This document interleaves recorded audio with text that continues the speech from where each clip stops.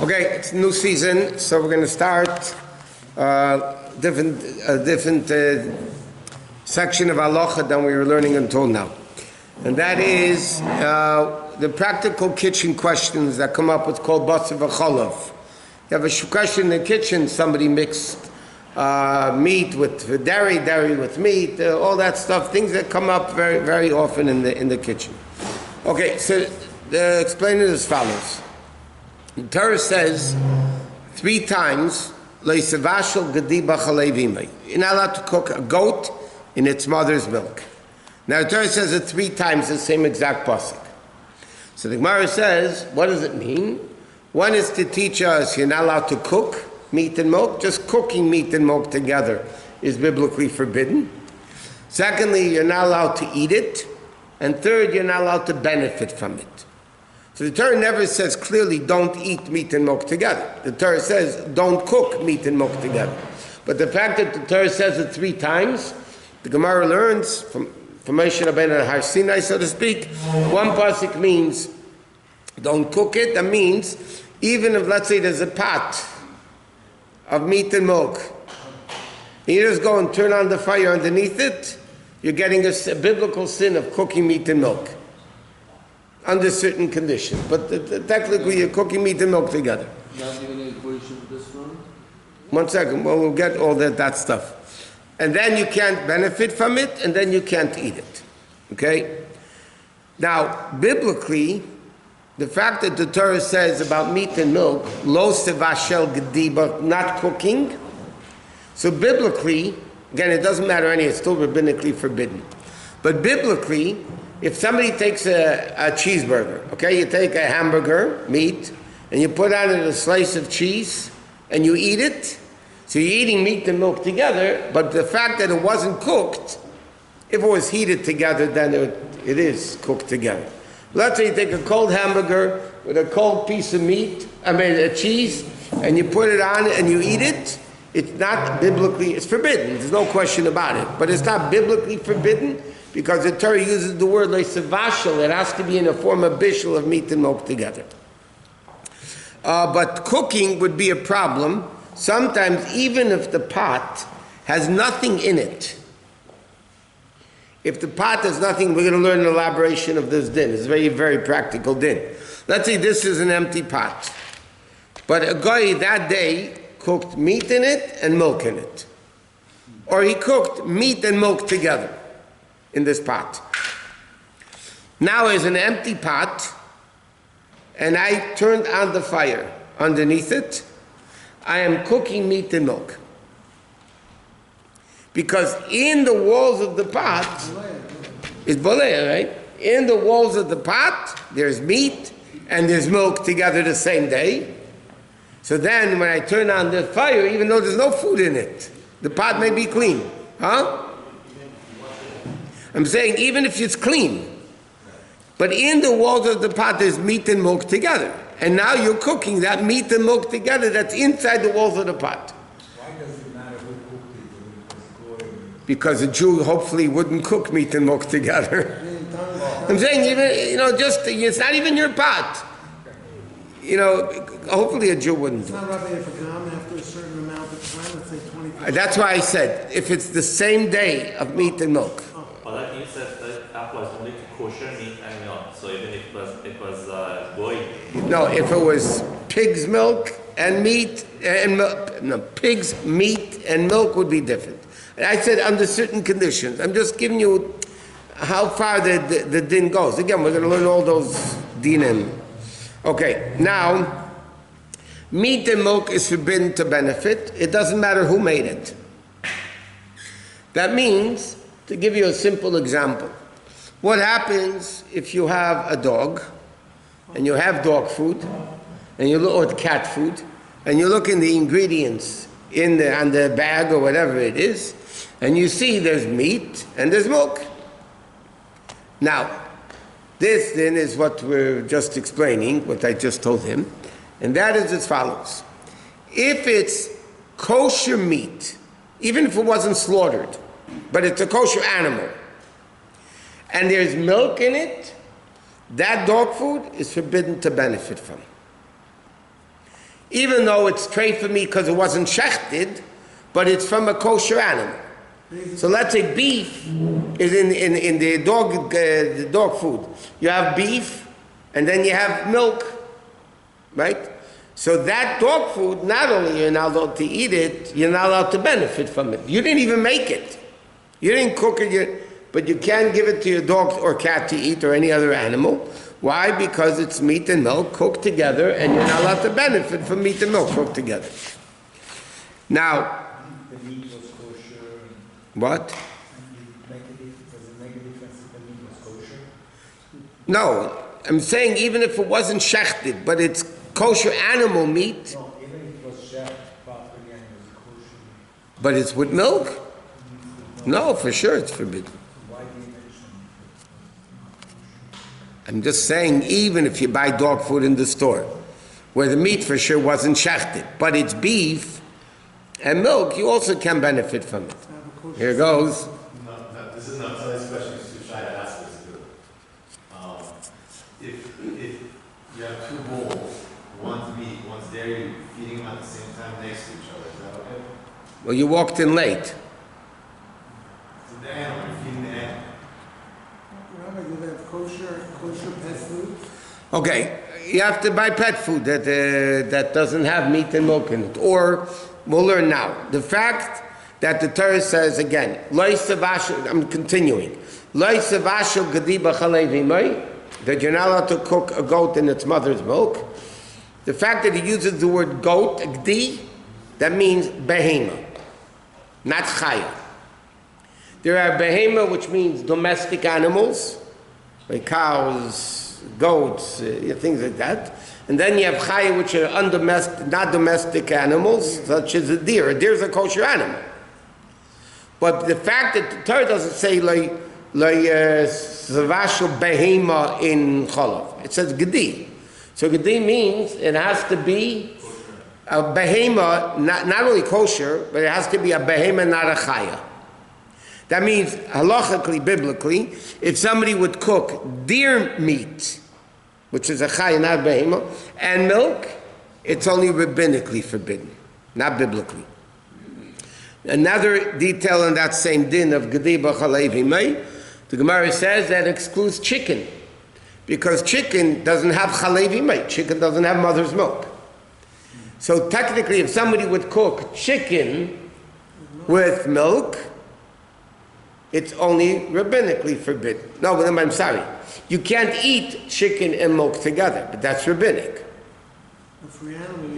But if you can benefit from it, and it's not forbidden to cook. In other words, biblically, it's still rabbinically forbidden, but biblically, you can cook chicken and milk. You can cook a chaya with milk, okay, and you can benefit from it, by the way, because it's only asim Vaad Rabbonim, not min haTorah, and you don't get transgressing if you cook it. A goy cannot feed the dog. Yeah, the reason is you're benefiting from the fact that your dog is eating. But it's still your dog is benefiting. You don't have to feed it. You're benefiting. The guy is not benefiting. If a guy buys dog food that's bas v'cholav and feeds your animal, you're benefiting, not the guy. You're still benefiting from it. And Rabbi, if you go to a dog camp or something like that, and they do whatever you pay. You mean a dog hotel? Yeah, and if you're paying, and basically you're not paying for it, you're paying for it. But still, they cannot feed your dog or cat or mouse or rat or guinea pig or whatever. They can't feed meat and milk together. It needs an hashkafa. What? Does it need an hashkafa? You have to make sure there's no meat and milk. You don't need a chassidische shchita there for the dog. What? I'm sure we learned this before, but let's say maybe if you did chicken in like a dairy pot. We didn't learn that yet. Right now we're learning the introduction. Dogs. Okay. Technically, you can, again, biblically, you can cook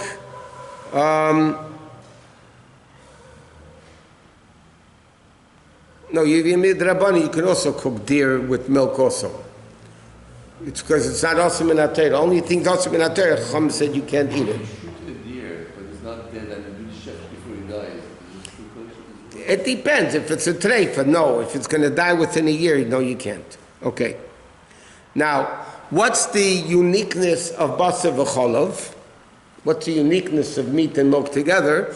Is normally two positives don't make a negative. So I meat basar b'chal, generally speaking, kashrus is a chayk. It's illogical. The same thing with shatnez, wool and linen together. Yeah, wool is kosher to wear, linen is kosher to wear. You mix them together, they become a trait, so to speak. You're not allowed to wear it. Meat is good, milk is good. You put them together, you're not allowed to eat it. So it's a very strange thing that's unique about basar v'chol. That's the only two cases where you have two permissible things together become forbidden. That's it. Meat and milk and shatnez. There's Kabbalah, there's reasons for that. Meat and milk is chesed and gevura. Milk is white, that's chesed. Meat is red, that's gevura. So mixing chesed and gevura together. And also, kayin and hevel also, shatnez is wool and linen, but it says in Sfarim, even though again it's a chayk, but Kayin brought from flax, linen. What was Kayin? The cheap linen from the ground. Hevel bought expensive wool. Right? So he had wool, he had linen. What happened from that wool and linen gift to Hashem? Somebody killed his brother. That's brought down in Sfarim, even though it's not the reason for it. This is a chayk. David says this is it. But it has to, Kabbalistically, there's reasons for all those things. What? A kayan wears shatnez on certain time. A kayan's avnate, the gartel of the kayan, was shatnez, and therefore he was only allowed to wear it at the time of Aveda, while he was working in the Bais Din. And if he wasn't working in the Bais Din and he wanted to take a nap, and he wanted a pillow, and he couldn't take that his gartel and roll it up and use it as a pillow, because the pillow would be shatnez, and he's not working in the Bais Din, so he wouldn't be allowed to do it. I think the kind had the Caesar to shield the wool of the sheep or till the land. How did the people in those days do everything? Yeah. How did he build a teva? How did he build Migdal Bavel? I'm talking about just in the beginning. In the beginning, Hashem gave them a lot of intellect. I'm going to the intellect. Hashem gave Adam Rishon right away the seichel to rub two stones together, and he made fire. By the way, I want to tell you something. Don't get insulted, because I don't mean you. I mean all of us. Those people were much, much smarter than we are. We have more information than they do. But as far as intelligence and brains, they were much, much smarter than us. Okay, so they figured out how to do it. The Medrash says, by the way, while we're off topic already, Cain didn't know how to kill Hevel. The Medrash says Cain had a big problem. How do you kill him? They didn't know how to kill him. He's trying a lot of different things. And he saw birds kill another bird, so he figured out how to kill him. The Medrash says Cain didn't know how to kill Hevel, because he was never murdered before. So, okay. Okay, now, so therefore, like this, the Chacham said,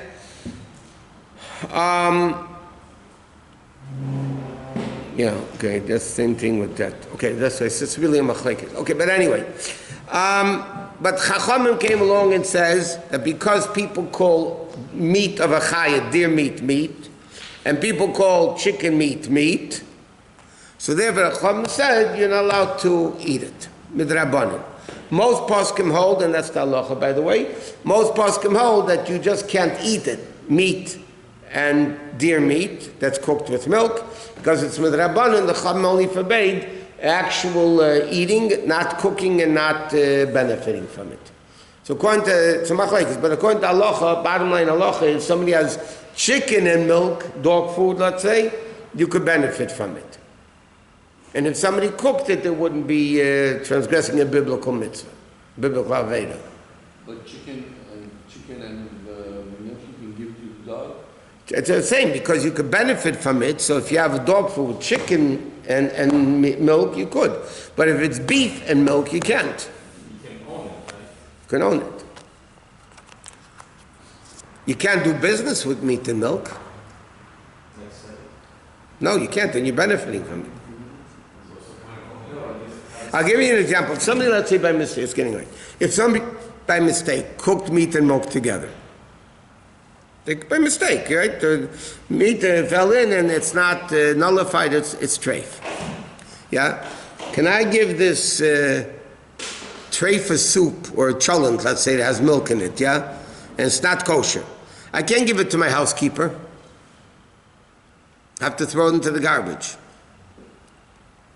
According to certain opinions, they can't even leave it out in the street for somebody to take. Meat and milk, you do that? If something becomes treif with meat and milk, right? Somebody mixes by mistake, they put milk into the meat and it's not bottled b'shishim. It's not 60 times the amount. So now it's treif, right? But not only is it treif, you can't benefit from it. If it's benefit, you can't benefit from it, you can't give it to your housekeeper, because giving your housekeeper something, you benefit. Somebody who knows that is really hungry and it's a matter of life. So again, there are opinions that say you can't, most people say you could.